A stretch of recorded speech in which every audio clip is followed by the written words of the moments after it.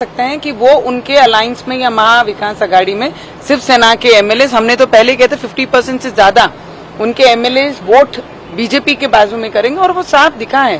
5वीं सीट पे जहां पर विधानसभा में 4-5 वोट भी जहां नहीं थे बीजेपी के पास, उनके पास मेजर आके उनका कैंडिडेट जीत जाता है। तो इससे ये अंदाज लग सकता है कि उनके भी विधायकों को किस बाजू में ज्यादा इंटरेस्ट है, ना कि उद्धव ठाकरे के नेतृत्व में उनको इंटरेस्ट है। एकनाथ शिंदे सेकंड मैन है और लगता है कि संजय सी मैं यही बोलूंगी, संकट मोचन हमारा महाराष्ट्र का संकट दूर करेगा और सबका अच्छा होता दिख रहा आपको? एक पार्ट तो सिर्फ बाला साहेब ठाकरे जी थे तब तक ही था, अभी कितने पार्ट हुए पता नहीं है। संजय राउत ने कहा कि महाराष्ट्र राजस्थान नहीं है, उत्तराखंड नहीं है।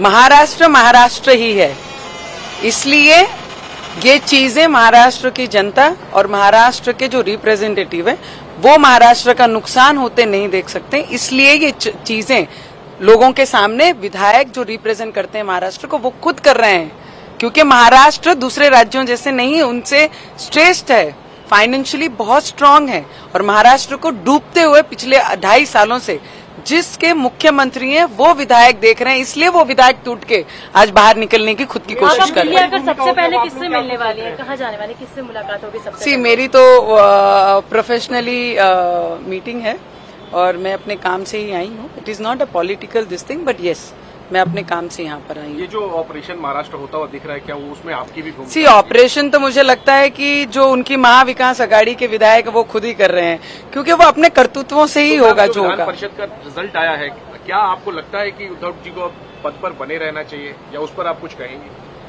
मैंने तो पहले दिन से ही ये सब चीजों पे बात की है, बोला है, खुलेआम हर चीज पे डिस्कशन किया है। महाराष्ट्र की स्थिति को लेके, महाराष्ट्र की फाइनेंशियल क्राइसिस को लेके, एक मुख्यमंत्री, एक मुख्य व्यक्ति जो महाराष्ट्र को रिप्रेजेंट करता है, अगर वो 2.5 साल कोई भी जगह पे डिस्ट्रिक्ट में जाता नहीं है या वहाँ की प्रॉब्लम नहीं सुनता है, तो वो महाराष्ट्र की दिशा कहाँ लेके जा रहे हैं। तो मुझे लगता है मुख्यमंत्री को इस पे सोचना ही चाहिए। एकनाथ शिंदे से कोई बातचीत हुई आप लोगों की? हम लोग शायद किसी के कांटेक्ट में नहीं है।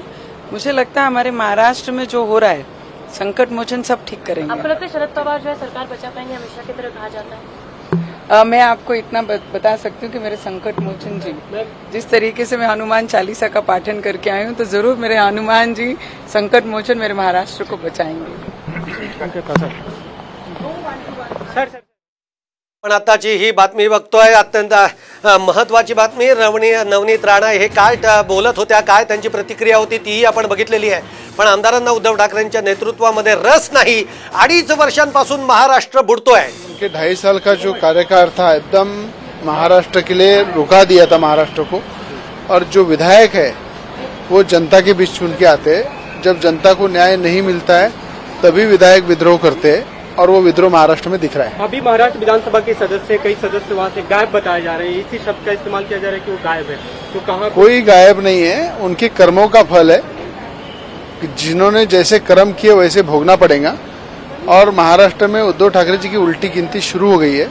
जिन्होंने महाराष्ट्र में बाला साहब ठाकरे के विचारों को भूल गए, बाला साहब ठाकरे ने जो दिशा दिखाई थी वो दिशा को भूल गए और कांग्रेस की राह पे चल रहे उद्धव ठाकरे। तो मुझे लगता है इन्होंने महाराष्ट्र की जनता को ही नहीं तो बाला साहब को भी धोखा दिया है उद्धव जी ने। और उसी के साथ साथ मोदी जी के फोटो लगा के उन्होंने चुनाव लड़ा और भाजपा के ही पीठ पे खंजीर खुपसने का काम किया है। तो मुझे लगता है उद्धव ठाकरे जी अगर हनुमान चालीसा पढ़ने पे राजद्रोह लगाते हैं तो आप समझ जाओ उद्धव ठाकरे की दिशा किधर जा रही है। विधायकों की मीटिंग बुलाई, मात्र 13 विधायक पहुंचे हैं। मांग हो रही है कि क्या उन्हें अपने पद पे बने रहने का अधिकार है? मुझे लगता है कि पद की लालच में ही जो बाला साहब के विचार है वो भूल गए थे। जो हिंदुत्व की छवि थी उसको डुबाने का काम उद्धव ठाकरे जी ने किया है। तो मुझे लगता है पद की लालच में ही उन्होंने अपने सिद्धांतों को बेचा है, अपने विचारों को बेचा है।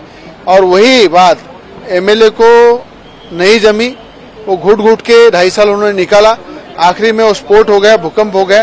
और राजनीति के भूकंप की आप नीति सब देख रहे, किसी ने कुछ नहीं किया, अपने कर्मों से सब भुगत रहे। अभी के समय में निर्दलियों की बड़ी भूमिका होगी, आप लोगों ने क्या कुछ सोचा है, किधर सपोर्ट करना है? मुझे लगता है कि 5 साल देवेंद्र फडणवीस जी मुख्यमंत्री थे, उन्होंने राज्य में जो काम किया है, जिस तरह से राज्य को आगे बढ़ाया है, इस 2.5 साल में उद्धव ठाकरे जी ने राज्य को रुका है आगे 2.5 साल में राज्य को पीछे लाने का काम किया है।